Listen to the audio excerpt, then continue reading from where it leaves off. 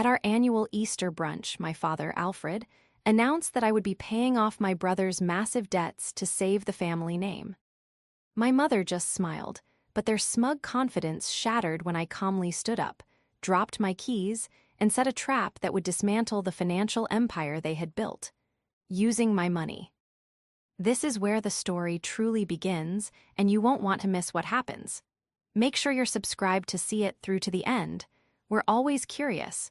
Where in the world are you all watching from today? Let us know in the comments. The call came on a Tuesday while I was battling the flu. I was buried under a fortress of tissues on my sofa, laptop balanced precariously on my knees, trying to finalize a quarterly risk assessment for my firm. Every number on the screen blurred into a gray haze.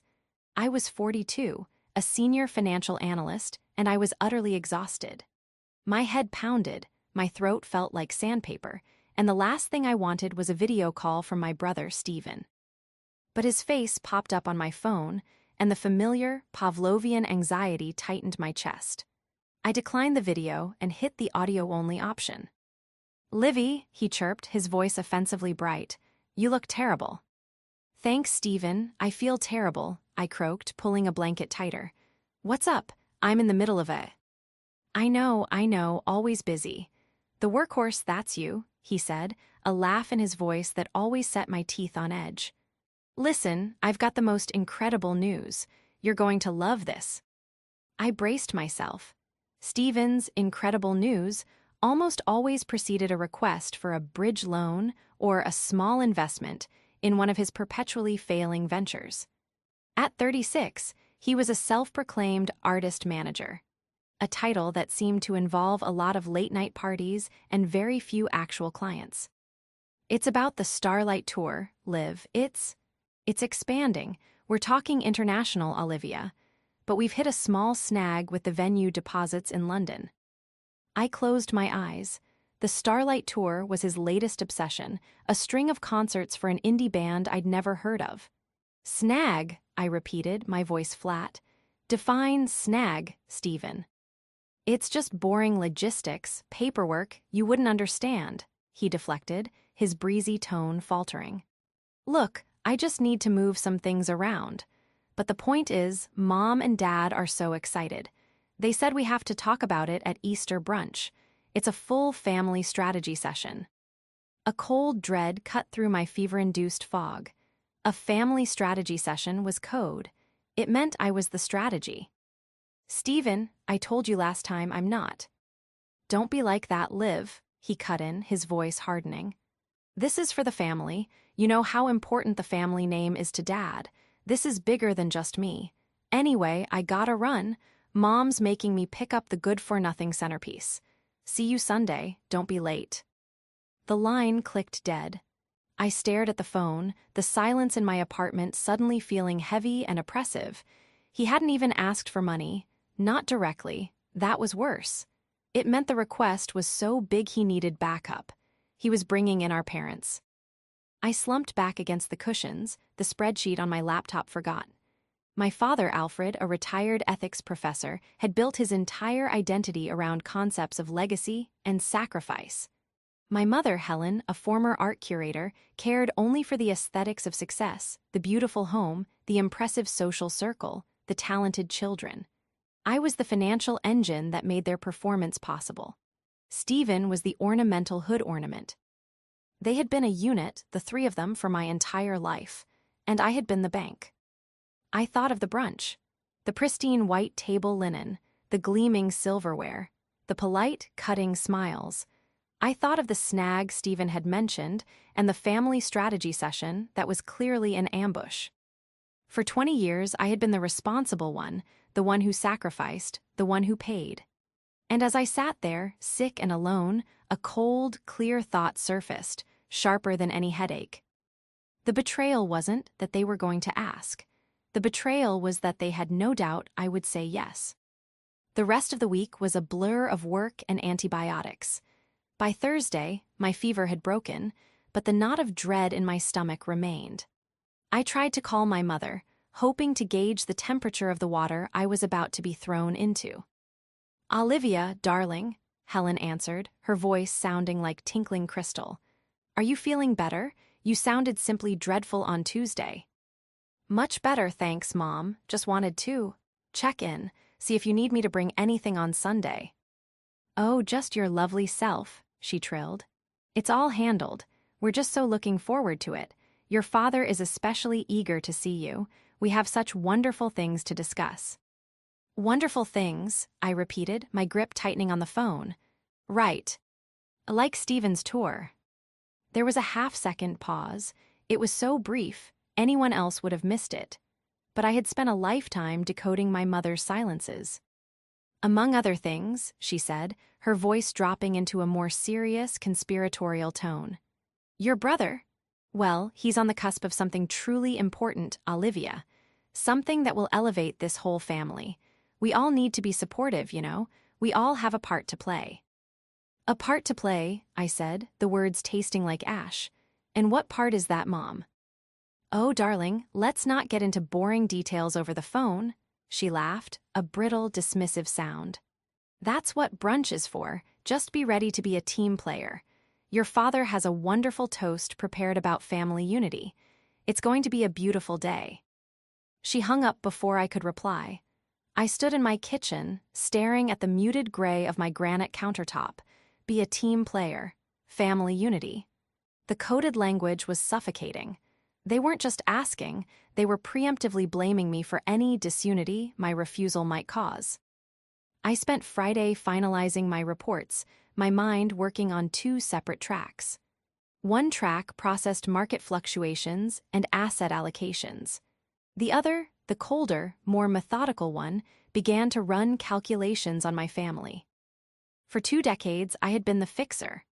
When my father's pension was mismanaged, I fixed it by quietly supplementing their income. When Stephen's first startup, a bespoke shoelace company, failed, I paid off his disgruntled suppliers. When they wanted a more impressive home, I bought a sprawling colonial in their neighborhood, put the deed in my name for tax purposes, and let them live there rent-free as the caretakers. It was a fiction we all agreed to. They saw my success not as my success, but as the family's shared resource pool. I was the high-performing asset, and they were the board of directors, voting on how to spend the dividends. But they had forgotten one crucial thing. I was the one who wrote the reports. I was the one who read the fine print. I was the one who controlled the accounts. On Saturday, the day before Easter, I didn't go shopping for a pastel-colored dress. I didn't bake a lemon cake. Instead, I spent 2 hours on the phone with my personal lawyer and another 3 hours online with my bank, my leasing agent, and my brokerage firm. I wasn't just getting into boring details. I was pulling every single thread, checking every number, and printing every last document. As I compiled the statements, a new feeling began to replace the dread, a cold, hard anger. The numbers didn't lie. The supplemental income had become their entire lifestyle. The car lease, the club memberships, the vacation fund they dipped into monthly, it was all me. I printed the final statement for the joint savings account, the vacation fund. I saw the withdrawals, $2,000 for tour promotion, $3,500 for artist wardrobe, $1,800 for client dinners. Stephen had been draining it for months, and my parents had clearly been letting him. They weren't just planning an ambush. They were already robbing the bank while I was sick in bed. I placed the thick stack of papers into my briefcase, right next to the keys to my father's car and the house he thought was his. The betrayal was worse than I could have imagined, and the family unity, toast, was going to be anything but beautiful. To understand the Easter brunch, you have to understand my father, Alfred. He was a man who spoke in parables, mostly about himself. As a retired professor of ethics, he saw the world as a classroom where he was the only one with the tenure to lecture. His favorite topics were duty, legacy, and sacrifice, concepts he applied exclusively to others, most notably to me. I was his responsible daughter. My entire childhood was an apprenticeship in managing my family's emotional and, later, financial volatility. While other kids were at the mall, I was learning how to read a balance sheet at 15 because my father's investment strategies were anything but. He loved the idea of wealth but was disastrous at acquiring it. Then there was Stephen. Stephen was not responsible. Stephen was brilliant. He was creative. He was the golden child, the one who was destined for greatness, even as he failed upward at every opportunity. My mother, Helen, cultivated this narrative. A former art curator, she treated Stephen like a priceless, volatile painting, one that needed to be protected, funded, and displayed regardless of its actual merit. My role was simple. I was the frame. The sturdy, unassuming, and functional border that made the artwork pop. I was the one who went to a state school, got the boring finance degree, and climbed the corporate ladder, all while sending money home. My first sacrifice was my study abroad program. They needed a new roof. My second was my down payment for a condo in the city. Stephen needed Eid money for a music blog. My third and largest was my future. When my father's final, ethical investment in a friend's company went bust, they were on the verge of losing their home. I was 28. I had just made partner. I bought the new house, the beautiful brick colonial on the Oak Line Street. "We'll put it in your name, Olivia," my father had declared, as if it were his idea. "For legal protection, we will be the stewards of the home." And so I became the owner, and they became the lords of the manor. I subsidized their life, paying the mortgage, the utilities, the lease on Alfred's luxury sedan, and the dues at their country club. I did it because I believed, truly believed, in my father's core lecture. Family means sacrifice.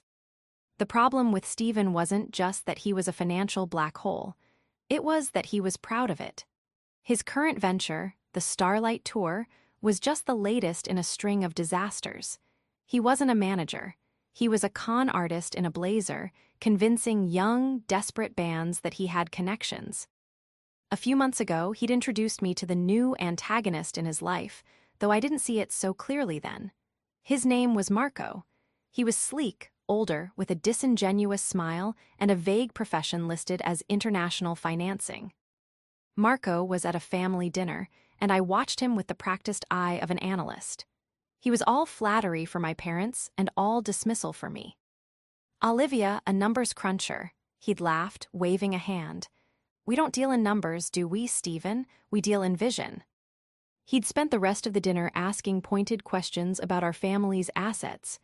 Not my assets, our assets. "Alfred, this house is a masterpiece," Marco had purred, looking at my father. "A true family estate." "We believe in legacy," my father had puffed up, taking the credit. I knew instantly that Marco was the source of the new trouble. He was the one who had likely financed Stephen's tour, and now the bill was due. Stephen, cornered and terrified, had run to our parents. And our parents, seeing the family name and their comfortable lifestyle, threatened, had turned to their usual solution. Meh. Driving to brunch on Sunday, I felt a strange, hollow calm. The flu was gone, replaced by a crystalline clarity. My briefcase was on the passenger seat. I wasn't just walking into a family brunch. I was walking into a hostile negotiation. And for the first time in my life, I was the one holding all the cards. They just didn't know it yet. The house looked beautiful. My mother had a gift for aesthetics. I had to give her that. Daffodils and white tulips lined the walkway. Wreaths of faux lavender hung on the double front doors, the doors I had paid for. I parked my modest sedan behind my father's gleaming, dark blue luxury sedan, the one I paid the lease on. I took a deep breath, grabbed my purse and my briefcase, and walked in. "She's here," my mother trilled, sweeping out of the dining room. She was wearing a cream-colored cashmere dress that I knew, from a casual glance at a store window, cost over $1,000. "Olivia, darling, you made it. Happy Easter." She kissed the air beside my cheek. "Happy Easter, Mom." The dining room was set for a magazine shoot. The long mahogany table, which I'd bought at an estate sale, was covered in a pristine white runner. My briefcase felt heavy, almost absurd, in this setting of curated perfection. "Olivia, put that ugly thing down," Helen said, eyeing my briefcase with distaste. "You're not at the office." "Just some papers I need to review," I said smoothly, placing it by my chair. My father, Alfred, sat at the head of the table, nursing a glass of sparkling cider. He looked up as I entered, his expression one of polite, professorial interest. "Olivia, good of you to join us." "Dad." Stephen was pacing by the sideboard, already on his second mimosa, his phone in his hand. He looked pale and jittery, his designer suit looking more like a costume than an outfit. He saw me, and his face lit up with a desperate, false brightness. "Livy, you came. Great, we can finally get this sorted." "Get what sorted, Stephen?" I asked, taking my seat. "All in good time," Alfred said, raising a hand. "Let us eat first. Helen, this looks marvelous." The first 20 minutes were a masterclass in passive aggression. We talked about the weather. We talked about my mother's garden club. We talked about a neighbor's tacky new fence. All the while, the real topic hung in the air, thick and unappetizing, like the smell of the overcooked ham. Stephen couldn't sit still. He kept checking his phone, his knee bouncing under the table. My mother kept shooting him little calming smiles, while my father simply ate with slow, deliberate precision, like a man biding his time. I shifted from passive victim to active strategist. I had planned to wait. But seeing them, so comfortable in their conspiracy, I decided to nudge the bee. "So, Stephen," I said, cutting a piece of asparagus. "Tell me more about this snag in London.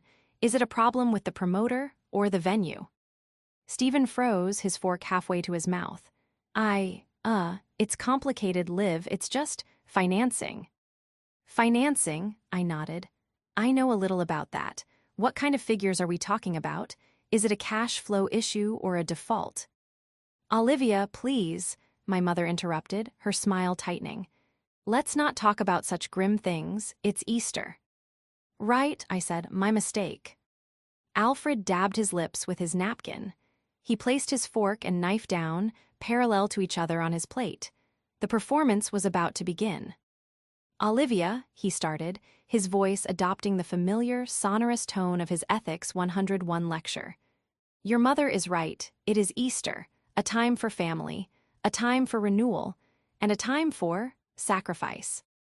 He looked at me. I looked back, my face neutral. "Your brother," he continued, gesturing to Stephen, "is on the verge of a magnificent success. A success for the entire family, but he has encountered an obstacle." "A snag," I supplied. "A complication," Alfred corrected, his eyes narrowing. "A partner, a financier, has proven to be less than scrupulous. He is making unreasonable demands. He is threatening to dismantle everything Stephen has built. He is threatening this family's good name." "Marco," I said, "it wasn't a question." Stephen's head snapped up. "How did you know?" "I'm a financial analyst, Stephen. It's my job to spot the sharks," I said. "So Marco is calling in his loan. How much?" Stephen looked at his plate. Alfred sighed, a deep, put-upon sigh of a man burdened by the foolishness of the world. "This is not about numbers, Olivia," my father said, his voice rising. "This is about principle. This is about loyalty." He picked up his fork, a heavy, ornate silver piece, and pointed it at me across the table. "Family means sacrifice. You'll be paying your brother's debts, no questions asked." His eyes were hard, imperious. My mother, beside him, just smiled. A calm, satisfied, terrifying smile. It was the smile of someone who had just checked the last item off her list. It was, as the title said, already decided. The whole room was silent. Stephen was watching me, his eyes wide with a mixture of hope and fear. My mother was beaming. My father held his fork aloft like a gavel. I looked at all of them. The professor of ethics demanding I enable fraud. The curator of beauty who was ugly on the inside. The golden boy who was nothing but brass. I didn't yell, I didn't cry. The investigation was over. The trap was set. I calmly, quietly stood up. The scrape of my chair on the hardwood floor was shockingly loud in the silent room.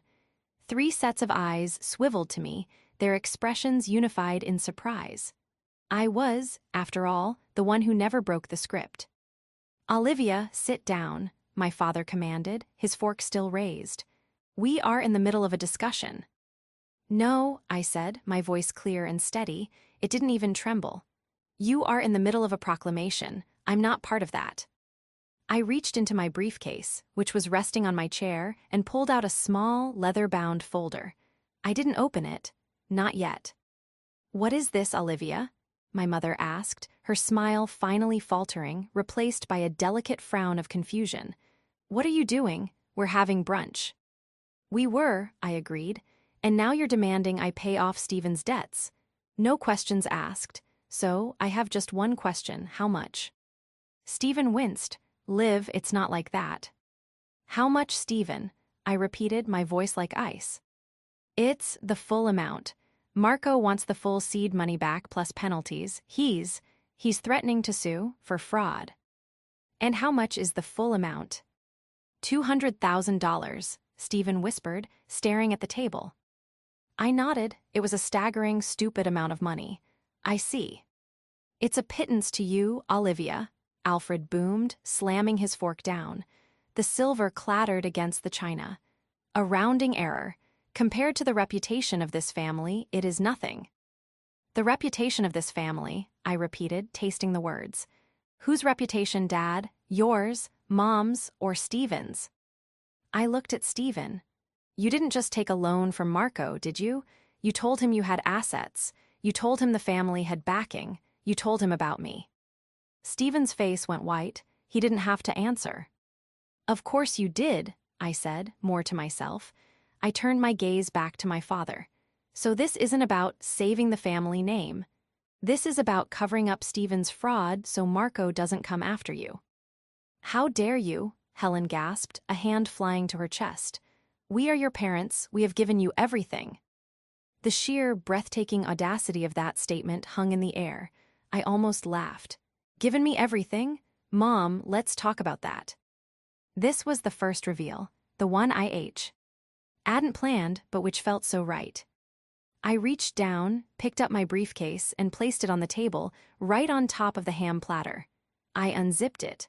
I pulled out the first file, the one marked Vacation Fund. Let's start small, I said. This joint account, I opened it for our family trips. In the last 6 months, you've withdrawn, let's see, $28,000. I looked at Stephen. $2,000 for tour promotion. $3,500 for artist wardrobe. Stephen, this account was for Mom and Dad's trip to Italy, not for your imaginary business.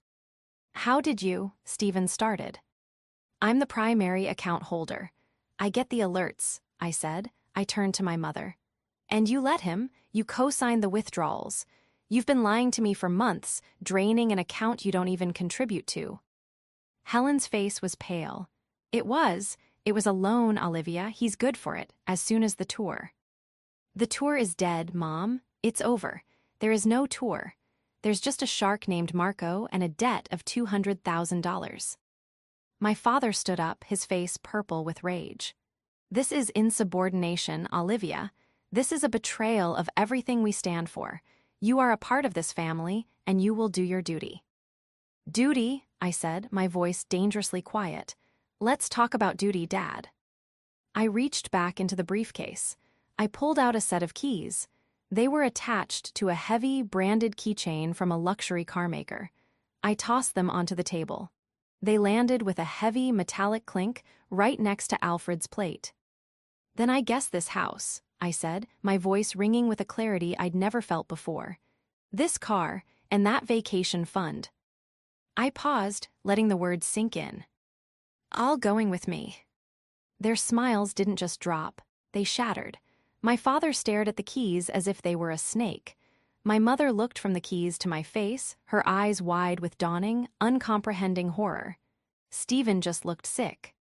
What are you talking about? My father stammered. That's my car. It's a car leased in my name, Dad, I said, picking up the file marked automotive. A lease I pay $900 a month for, a lease that I am terminating, effective tomorrow morning. I'd suggest you find a bus pass. Olivia, my mother whispered, her voice trembling, don't be cruel. Cruel, I snapped, the ice finally breaking. Cruel is sitting there with your smug smile, having already decided how you're going to spend my money. Cruel is pointing a fork at your daughter, the daughter who has paid for every single thing in this room, and demanding she light $200,000 on fire to protect the family name that he, I pointed at Stephen, so gleefully destroyed. I leaned in, my hands flat on the table. Family means choices, I added, my voice low, and I'm finally making mine. The silence that followed was a vacuum, sucking all the air and color from the room. My father, Alfred, a man who had lectured on moral certainty his entire life, looked utterly, completely lost. He fumbled for his chair and sat down heavily, his eyes still fixed on the car keys. My mother, Helen, was the first to recover. Her shock curdled into a venomous rage.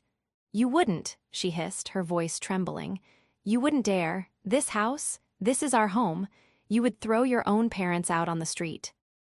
"You're not on the street," I said, my voice cold and analytical. "You're in my asset portfolio, an asset that is currently underperforming." I pulled the final, thickest file from my briefcase, the one marked with the address of the house. "I bought this house when Dad's ethical investments evaporated your retirement. The mortgage, the insurance, the property taxes, all in my name, all paid by me, for 14 years. I opened the file and spun it around for them to see.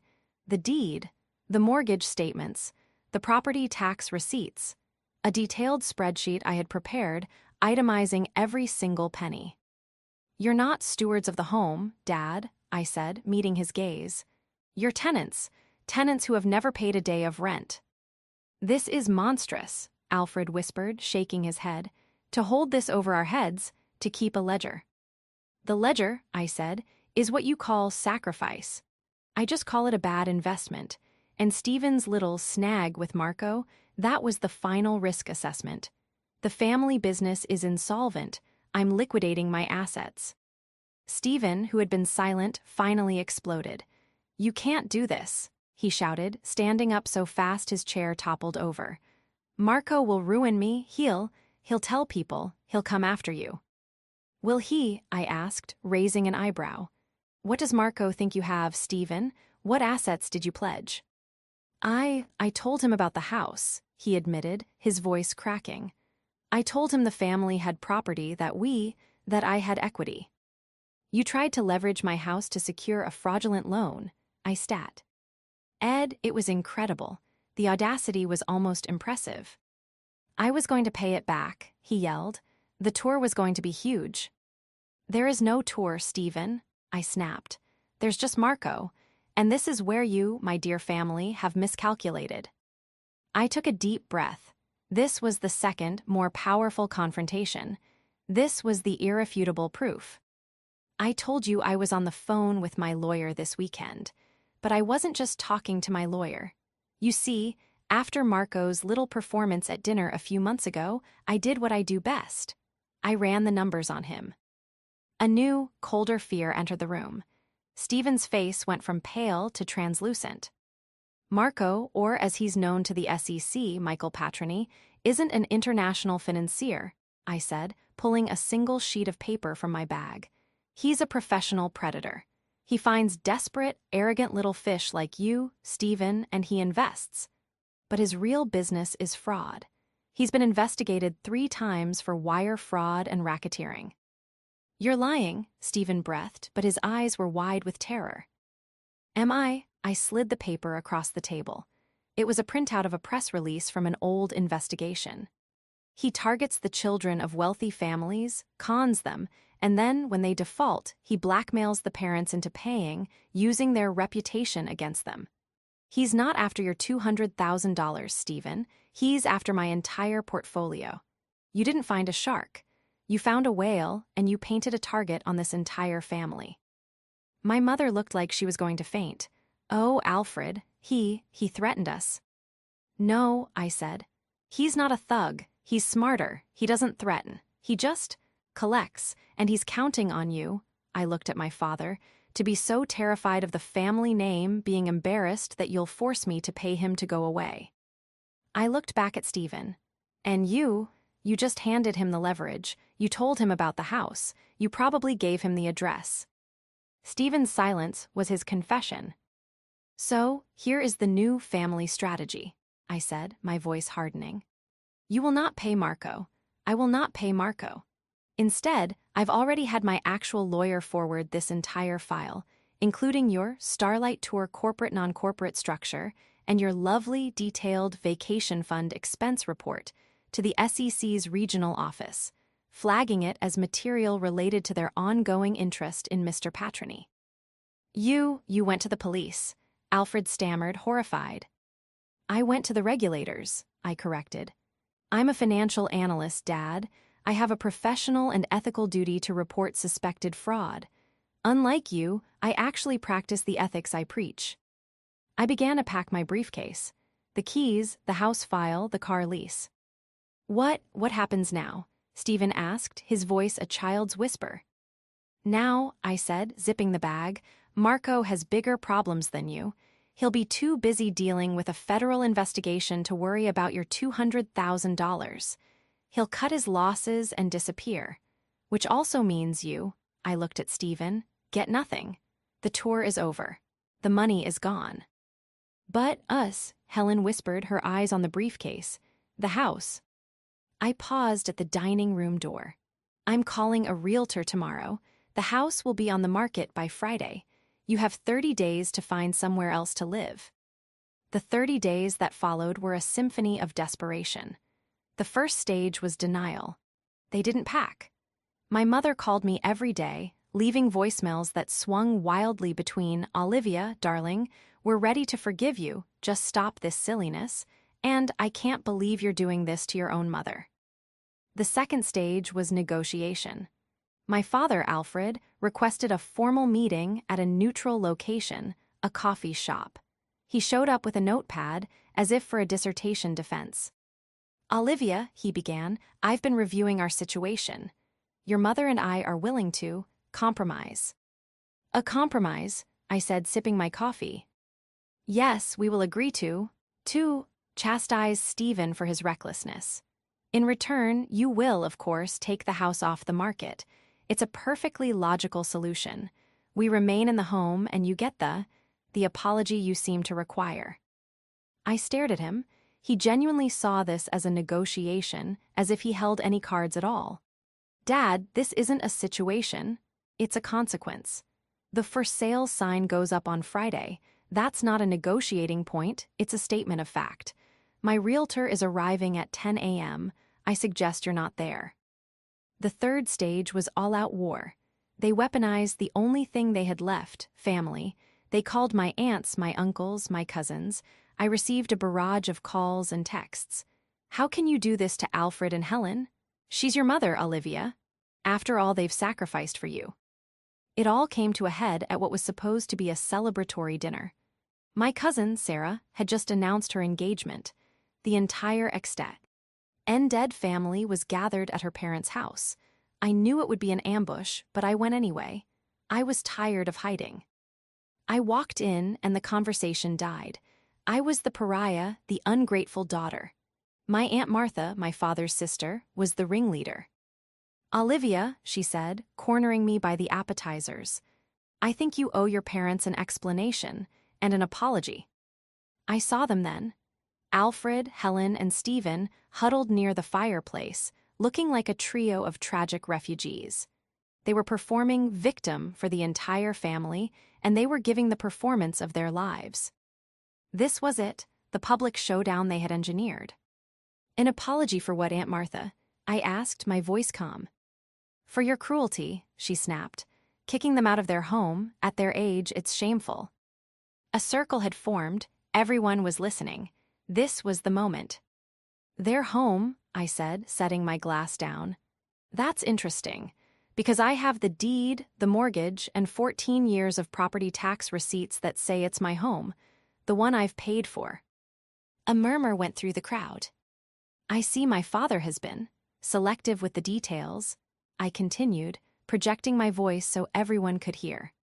Let me fill in the gaps. You all see a poor, retired couple being kicked out by their cruel daughter. I see a pair of adults who have lived rent-free for 14 years, in a luxury home, driving a luxury car, all on my dime. I turned to my parents. Did you tell them that, Dad? Did you tell them about the car lease I'm terminating, or the country club dues I've stopped paying? Alfred's face was chalk white. This is a private family matter, Olivia. No, I countered. You made it a public matter when you decided to ambush me at Easter. You made it public when you sixed Aunt Martha on me. I turned back to my aunt. And did they tell you why I'm kicking them out? Did they tell you about the $200,000 debt Stephen rang up with a known con artist? A debt he tried to secure by illegally leveraging my house. Silence, utter, pin-drop silence. Did they tell you, I said, my voice dropping but gaining an edge, that their family strategy was to point a fork at me and demand I pay it off? No questions asked, to protect the family name. No one spoke, no one moved. The sacrifice my father is so fond of lecturing about, for 20 years that's been my job. I've been the family bank, the emergency fund. The responsible one you could all count on to clean up the mess, and I'm done. I looked at Stephen, who was trying to blend into the wallpaper. The $200,000, that's gone. I reported his partner to the SEC for fraud. The family name you were so worried about, Stephen, you're lucky you're not being investigated as a co-conspirator. Helen let out a small, strangled sob. You've ruined us. No, I said, my voice softening for the first time, not with pity but with finality. You did this to yourselves. You built a lifestyle on the back of my hard work, and you got so comfortable, you thought it was your right. You thought I was an obligation, not a choice. You thought I was an asset you could command. I picked up my purse. Well, this asset is divesting, the house is being sold, the car is being returned, the accounts are closed. I looked at Alfred, my father, the professor of ethics. Family does mean choices, Dad, and I'm choosing me. I walked out of the party. No one said a word to stop me. I heard my cousin Sarah in the stunned silence whisper, "Oh my God, Olivia paid for all of it." The spell was broken. The public humiliation was complete, not for me, but for them. The narrative they had so carefully crafted for decades of the dutiful daughter and the sacrificing parents had just been obliterated by the one thing they never bothered to check: the truth. The house sold in less than a week. It was a cash offer, well over asking, from a young couple who, ironically, worked in tech. I signed the closing papers in my lawyer's office, a sterile, quiet environment that felt worlds away from the emotional chaos of my family. The wire transfer hit my account, and for the first time, the number I saw reflected my wealth, not my family's perceived assets. The downfall of my family, as they had constructed it, was swift and definitive. My father and mother, faced with the hard reality of the 30-day eviction notice, moved into a small, 2-bedroom rental apartment in a complex by the highway. The shock of it, the linoleum floors, the laminate countertops, the polyester blend carpet, was, as my Aunt Martha later reported to me, a profound trauma for my mother, Helen. She had to sell her cashmere and her art books just to make the security deposit. My father, Alfred, took it even harder. His legacy was gone. He was no longer the lord of a grand colonial, but a retiree in a rented apartment. He tried to find work, to lecture again, but the world had moved on. His ethics, it turned out, were not a marketable skill when they weren't being subsidized. And Stephen, as I had predicted, Marco or Michael Patroni, vanished. Once his name was flagged in connection with an active SEC file, he cut all his losses, especially the small fry, high-risk ones like my brother. Stephen was left with nothing. No tour, no money, and no reputation. He had to get a job, a real hourly wage job, at a local music store, stocking shelves and tuning guitars. He now lived in his parents' second bedroom. The reconciliation, if you can call it that, was quiet and came months later. I was in my own condo, reading a book on a Sunday afternoon when my phone rang. It was Stephen. "Liv," he said, his voice small, stripped of all its usual bravado. I got my first paycheck. It's not much, but I wanted. I wanted to ask you where I should open a savings account for, rent. There was no apology, not a real one. But in his question, I heard the one thing I had never heard from him before, a genuine admission that he didn't know how to do something, and that I did. I can send you some links, Stephen, I said. Look for a high-yield online account. Low fees. Yeah, okay, thanks, Liv, he paused. The apartment's not so bad. Mom is. She's learning to cook. I met my parents a few weeks after that. Alfred had called not to demand, but to ask if I would join them for coffee. I met them at a chain cafe. My mother looked older, her hands, bare of their usual rings, were wrapped around a paper cup. My father looked smaller. We didn't talk about the house. We didn't talk about the money. We talked about the weather. We talked about my work. They asked questions, and for the first time, they actually listened to the answers. As we were leaving, my father touched my arm. The couple who bought the house, he said, his voice rough. They sent a card. They said the garden you planted in the back, the hydrangeas, they're beautiful this year. I'm glad, I said. Me too, he said. It was good to see you, Olivia. It wasn't forgiveness. It wasn't a perfect, happy ending. It was something more real. It was an adjustment, a new baseline. We were a family, but the terms had been rewritten. The choices were clear, and the sacrifices were no longer mine to make alone. I left them at the cafe and walked out into the sunshine. I was heading to the airport. I had a 2-week vacation booked to Italy, the one I had always wanted to take. And I had paid for it in cash with money that was, finally and completely, my own.